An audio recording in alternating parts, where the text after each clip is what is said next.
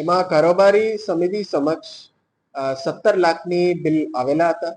એને પાસ પણ કરેલું છે અને એની નિયમાનુસાર પ્રિયોડિત વગેરે કરીને જ એની ચૂકવણી થઈ ગયું છે.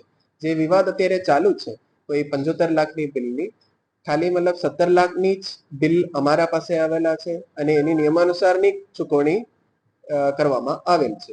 જે કંઈ બાકી બિલ હોય અત્યાર સુધી અમારા પાસે કોઈ સબમિટ કરવામાં આવેલ નથી. અગર આવે તો એની ચકાસી કરીને 25 એની નિયમાનુસારની બધા કામગીરી કર્યા પછી જ એની એક પણ પૈસાની ચૂકવણી કરવામાં આવશે.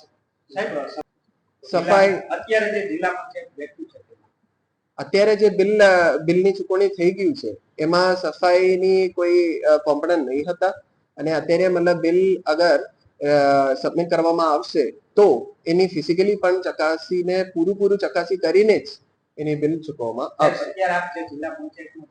અત્યારે થૂકવા માટે નહીં, હવે મતલબ જે કઈ અગર એટલે આ મનાઈ છે અને લાસ્ટ DHS મીટિંગમાં પણ અમે આ ડિસિઝન લેવામાં આવી ગયું છે.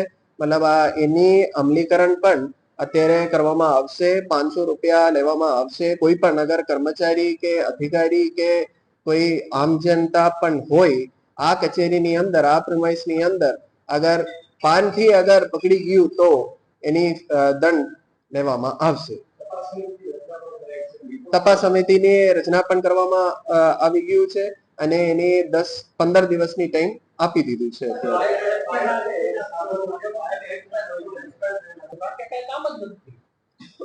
મેં આજ કીધું હતું અત્યાર સુધી 17 લાખની જ બિલ અમારા પાસે સબમિટ કરવામાં આવેલ છે. એની નિયમાનુસાર પ્રિયોડિત કરીને જ ચૂકવણી કરી દીધી છે. બીજા કઈ બિલ તો મતલબ RNBએ અમારા પાસે અગર માની લો મેં અગર મતલબ કારોબારી સમિતિમાં અગર બેસતા હોય તો એની મતલબ નિયમાનુસારની બિલ રજૂ કરવું પડે. તો અત્યાર સુધી RNB પાસેથી એવું કઈ બિલ અમારા ઓફિસમાં રજૂ કરવામાં આવેલ નથી. ના, આ તો અમલીકરણ તો મતલબ RNB પંચાયત છે, કાર્યપાલક ઇજનેર શ્રી RNB. આ એકવાર ચેક કરાવી દઈશ. અમે અહીંયા પણ સૂચના આપેલા હતા ને એવું કઈ એક્સપાયરી વાળા બોટલ વગેરે છે તો તરત જ આ કાઢી દઈશ.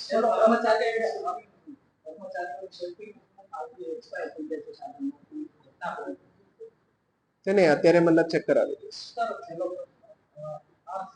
તપાસ સમિતિ બનાવવામાં આવેલ છે એની એકવાર મતલબ માહિતી આવવા દે અને આ પછી જવાબદારી અગર નક્કી કરવાના છે તો નક્કી કરવામાં આવશે. એમને 17 લાખ રૂપિયા 17 લાખ છે તો વિરોધ પક્ષના નેતાને 75 લાખનો ખર્ચ દેખાડવામાં આવ્યો છે જવાબમાં જનરલ કોર્ટ. એટલે તો અત્યારે મતલબ શું છે આ ફોર્મલી RNBએ અહીંયા રજૂઆત કરવું પડે. એની જેટલા પણ બિલ હોય 75 લાખની હોય કે 80 લાખની હોય એની એક પ્રોસિજર છે. તો આ રીતે ફોર્મલ બિલ અત્યારે અમારા આ કક્ષાની અંદર કે આ કચેરીમાં રજૂ કરવામાં આવેલ નથી તો એની કઈ ક્વેશ્ચન નહીં આવવું જોઈએ. ઠીક છે.